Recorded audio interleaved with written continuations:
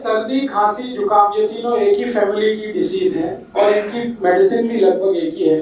क्या क्या मेडिसिन है इसके लिए अपनी रसोई में? सबसे अच्छी मेडिसिन है अपने अदरक है, उसका रस निकाल लीजिए, अदरक रस को निकाल लीजिए और इसमें थोड़ा शहद मिला के हल्का गर्म करके पी लीजिए। ये एक तरीका।